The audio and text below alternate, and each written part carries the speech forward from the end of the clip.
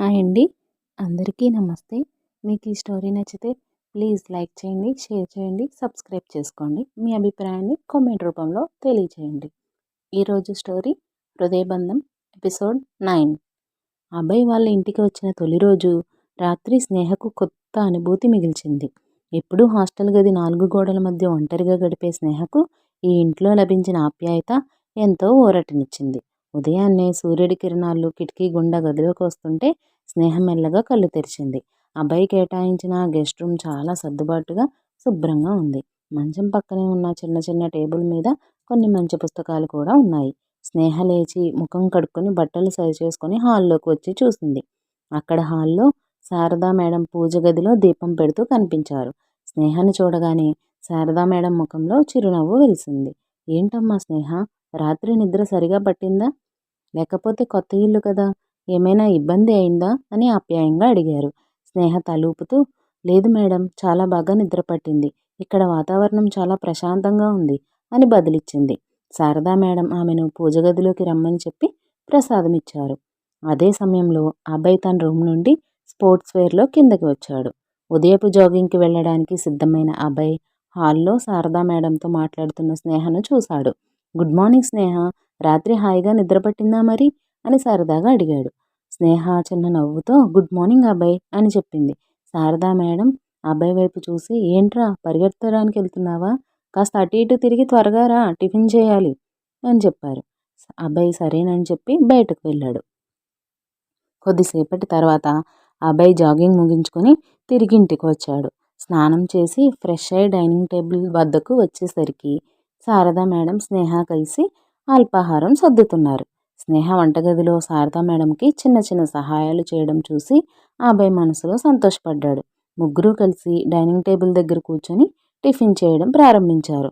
Sharada madam స్వయంగా వండిన tiffin చాలా రుచిగా ఉందని స్నేహ మనస్ఫూర్తిగా మెచ్చుకుంది. టిఫిన్ అయ్యాక శారదా మేడం కాసేపు దేవుడి పుస్తకం చదువుకోవడానికి వెళ్ళారు. అబ్బాయి తన ల్యాప్టాప్ పట్టుకొని హాల్లో సోఫాలో కూర్చొని ఆఫీస్ మెయిల్స్ చెక్ చేస్తున్నాడు. స్నేహ హాల్లో ఉన్న బుక్ షెల్ఫ్ దగ్గరికి వెళ్ళి అక్కడ ఉన్న కొన్ని మంచి నవలలను పరిశీలిస్తుంది. అబ్బాయి ల్యాప్టాప్ పక్కన పెట్టి స్నేహ వైపు చూసి, అక్కడ నీకు నచ్చిన పుస్తకం ఏదైనా ఉంటే తీసుకోవచ్చు స్నేహ, మొహమాట పడాల్సిన అవసరం లేదు అని చెప్పాడు. స్నేహ ఒక పుస్తకం తీసుకొని వచ్చి సోఫాకి కొద్ది దూరంలో ఉన్న కుర్చీలో కూర్చొని చదవడం ప్రారంభించింది. మధ్యాహ్నం అయ్యాక భోజనం ముగిసింది. శారదా మేడం మధ్యాహ్నం పూట విశ్రాంతి తీసుకోవడానికి తమ గదిలోకి వెళ్ళారు. హాల్లో అభయ్ స్నేహ మాత్రమే ఉన్నారు. అభయ్ తన ల్యాప్టాప్ మూసేసి స్నేహ కూర్చున్న వైపు చూశాడు. స్నేహ, నీకు బోర్ కొడుతోందా? సాయంత్రం మనం బయటకు వెళ్దాం, సిటీలో కొన్ని మంచి ప్లేసెస్ చూపిస్తాను అని చెప్పాడు. స్నేహ పుస్తకం మూసిపెట్టి, లేదా బై, ఇక్కడ చాలా ప్రశాంతంగా ఉంది, కానీ మీతో బయటకు వెళ్ళడం అంటే నాకు ఇష్టమే అని సిగ్గుతో తలదించుకుంటూ చెప్పింది. సాయంత్రం 5 గంటలు అవుతుండగా వాతావరణం చాలా చల్లగా మారింది. శారదా మేడం హాల్లోకి వచ్చి, ఇద్దరూ బయటకు వెళ్తున్నారు కదా, మరీ రాత్రి అయ్యాక కాకుండా కాస్త త్వరగా రండి అని చెప్పారు. అభయ్ స్నేహ ఇద్దరూ సరేనని చెప్పి బయటకు వచ్చారు. అభయ్ కార్ స్టార్ట్ చేయగా స్నేహ పక్క సీట్లో కూర్చుంది. కారు సిటీ నడిబొడ్డున్న పెద్ద పార్కు వైపు వెళ్ళింది. ఆ పార్కులో సాయంత్రం పూట చాలా ప్రశాంతమైన వాతావరణం ఉంటుంది. చుట్టూ పచ్చని చెట్లు, పూల మొక్కలు ఉన్నాయి. ఇద్దరూ పార్కులో నిశ్శబ్దంగా నడుస్తున్నారు. చుట్టూ కుటుంబాలు, పిల్లలు ఆడుకుంటూ సందడిగా ఉన్నారు. అబ్బాయి మెల్లగా నడుస్తూ స్నేహ వైపు చూసి, కాలేజీ మళ్ళీ తెరిచాక నీ ఫ్యూచర్ ప్లాన్స్ ఏంటి స్నేహ? నీకు ఏ రంగంలో స్థిరపడాలని ఉంది అని సీరియస్గా అడిగాడు. స్నేహ ఆలోచిస్తూ, నాకు చదువు పూర్తయ్యాక మంచి ఉద్యోగం చేసి మా నాన్నకి ఆసరాగా ఉండాలని ఉంది అభయ్. కానీ అంతకంటే ముందు నాకంటూ ఒక మంచి గుర్తింపు తెచ్చుకోవాలనే పట్టుదల ఉంది అని బదులిచ్చింది. అభయ్ ఆమె మాటలకు ఎంతో సంతృప్తి చెందాడు. ఖచ్చితంగా సాధిస్తావు స్నేహ, నీ వెనుక నేను ఎప్పుడూ ఉంటాను అని భరోసా ఇచ్చాడు. పార్కులో కొద్దిసేపు తిరిగిన తర్వాత ఇద్దరూ ఒక చిన్న కాఫీ షాప్ దగ్గర ఆగి కాఫీ తాగాక తిరిగి ఇంటికి బయలుదేరారు. రాత్రి సమయానికి ఇల్లు చేరుకునేసరికి శారదా మేడం వారి కోసం వేడివేడిగా డిన్నర్ సిద్ధం చేసి పెట్టారు. ఆ రోజంతా గడిచిన విధానం స్నేహకి ఒక మధురమైన జ్ఞాపకంగా మిగిలిపోయింది.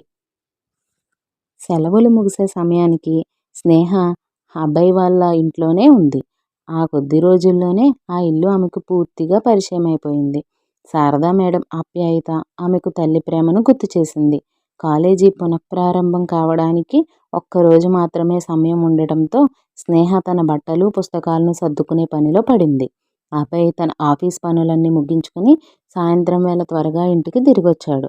హాల్లో కూర్చొని టీ తాగుతున్న శారదా మేడం దగ్గరికి వెళ్ళి, అమ్మ, రేపటి నుంచి కాలేజీ మళ్ళీ రీఓపెన్ అవుతుంది. స్నేహని హాస్టల్లో దింపి రావాలా, లేక ఇక్కడి నుంచే వెళ్తుందా అని అడిగాడు.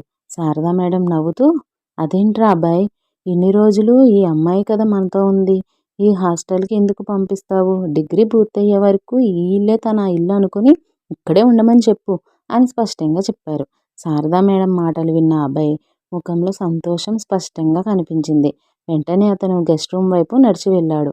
ఆ సమయంలో స్నేహ తన డెస్క్ మీద ఉన్న పుస్తకాలను సర్దుకుంటుంది. ఆ అబ్బాయి తలుపు తట్టి లోపలికి వచ్చి, స్నేహ, నీతో ఒక ముఖ్యమైన విషయం చెప్పాలి అని అన్నాడు.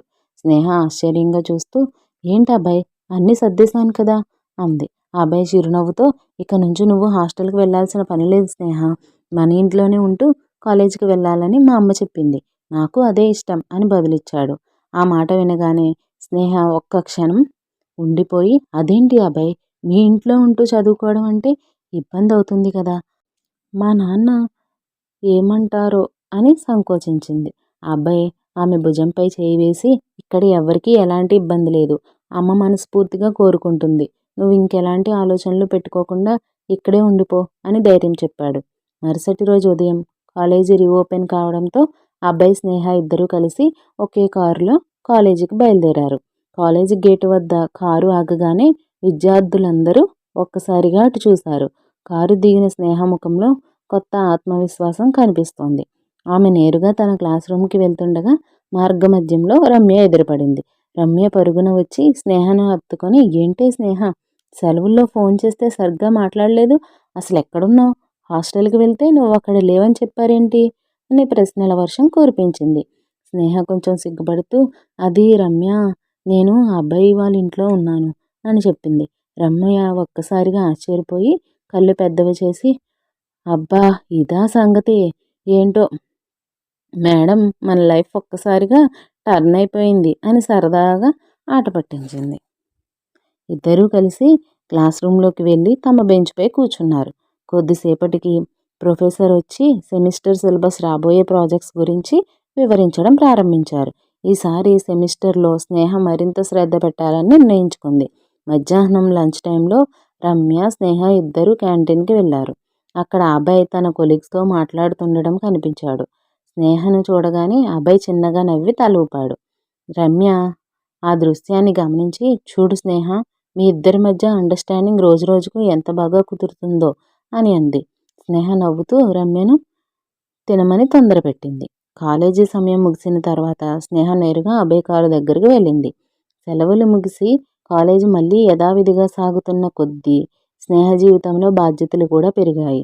సాయంత్రం ఇంటికి వెళ్ళగానే శారదా మేడం ఆమెకు కాఫీ ఇచ్చి చదువు ఎలా సాగుతోందని ఆప్యాయంగా అడిగారు.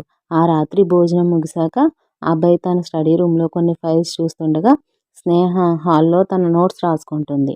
అబ్బాయి బయటకు వచ్చి స్నేహ దగ్గర కూర్చొని, ఏంటి స్నేహ, ఏమైనా డౌట్స్ ఉన్నాయా అని అడిగాడు.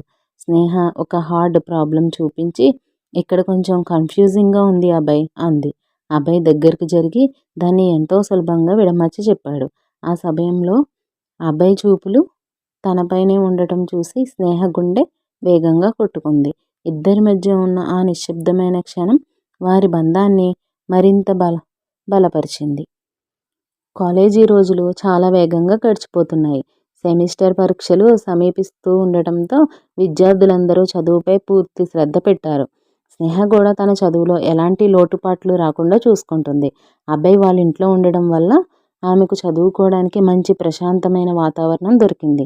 ఉదయాన్నే లేచి చదువుకోవడం, కాలేజీకి వెళ్ళడం, సాయంత్రం ఇంటికి వచ్చాక శారదా మేడంతో గడపడం స్నేహ దినచర్యగా మారిపోయింది.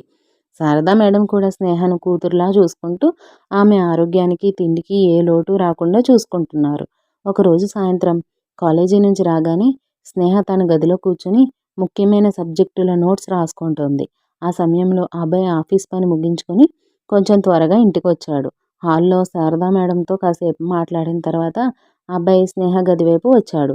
తలుపు తెరిచి ఉన్నందున అబ్బాయి లోపలికి వచ్చి టేబుల్ మీద పడి ఉన్న పుస్తకాలను చూశాడు. ఏంటి స్నేహ, ఎగ్జామ్స్ టెన్షన్ ఎక్కువగా ఉందా? ముఖంలో అలసట కనిపిస్తోంది అని ఆప్యాయంగా అడిగాడు. స్నేహ తలెత్తి చూసి, అలాంటిదేం లేదు అబ్బాయి, సిలబస్ కొంచెం పెద్దదిగా ఉంది కదా, అందుకే త్వరగా పూర్తి చేయాలని చూస్తున్నాను అని బదులిచ్చింది. అబ్బాయి ఆమె పక్కనే ఉన్న కుర్చీలో కూర్చుని, నీపై నువ్వు అంత ఒత్తిడి పెట్టుకోకు స్నేహ, నీ మీద నాకు నమ్మకం ఉంది. నువ్వు ఖచ్చితంగా మంచి మార్కులు తెచ్చుకుంటావు అని భరోసా ఇచ్చాడు. అబ్బాయి చెప్పిన ఆ మాటలు స్నేహకు ఎంతో మానసిక ప్రశాంతతని ఇచ్చాయి. అబ్బాయి తనతో ఉండటమే తన జీవితానికి సగం బలమని ఆమె మనసులో అనుకుంది. కొద్దిసేపు ఇద్దరూ రాబోయే ప్రాజెక్ట్ వర్క్ గురించి చర్చించుకున్నారు. ఆ తర్వాత అబ్బాయి అక్కడి నుంచి వెళ్తూ, ఎక్కువసేపు రాత్రిపూట మెలకువగా ఉండకు, త్వరగా పడుకో అని చెప్పి వెళ్ళాడు. మరుసటి రోజు కాలేజీలో ప్రాక్టికల్ పరీక్షల షెడ్యూల్ అనౌన్స్ చేశారు. విద్యార్థులందరూ ల్యాబ్ వర్క్స్లో బిజీ అయిపోయారు. రమ్య, స్నేహ ఇద్దరూ కలిసి ల్యాబ్ రికార్డ్స్ కంప్లీట్ చేసే పనిలో పడ్డారు. రమ్య తన రికార్డ్ చూపిస్తూ, స్నేహ, ఈ గ్రాఫ్ కరెక్ట్గానే వచ్చిందో లేదో ఒక్కసారి చూస్తావా అని అడిగింది. స్నేహ నవ్వుతూ రమ్య రికార్డ్ పరిశీలించి కొన్ని చిన్న తప్పులను సరిదిద్దింది. రమ్య ఆమెను ఆట పట్టిస్తూ, అసలు నీకు ఇదంతా నేర్పించింది ఆ అభయ్ సారే కదా, మాకు కూడా ఇలాంటి మంచి సలహాలు ఇచ్చేవాళ్ళు ఎవరైనా ఉంటే బాగుండును అని సరదాగా అంది. స్నేహ సిగ్గుపడుతూ రమ్యను పుస్తకాలతో కొట్టడానికి చూసింది. సాయంత్రం కాలేజీ ముగిసిన తర్వాత అందరూ ఇంటికి బయలుదేరారు. అబ్బాయి కారులో ఇంటికి వెళ్తున్న దారిలో వాతావరణం ఒక్కసారిగా మారిపోయింది. నల్లటి మేఘాలు అలుముకొని వర్షం కురిసేలా ఉంది. ఇంట్లోకి చేరుకునేసరికి సన్నటి చినుకులు పడడం ప్రారంభమయ్యాయి. శారదా మేడం వేడివేడిగా పకోడీలు తయారు చేసి హాల్లో టేబుల్ మీద పెట్టారు. వర్షం పడుతున్న ఆ సమయంలో ముగ్గురు హాల్లో కూర్చొని టీ తాగుతూ మాట్లాడుకుంటుంటే ఆ వాతావరణం ఎంతో ఆహ్లాదకరంగా అనిపించింది.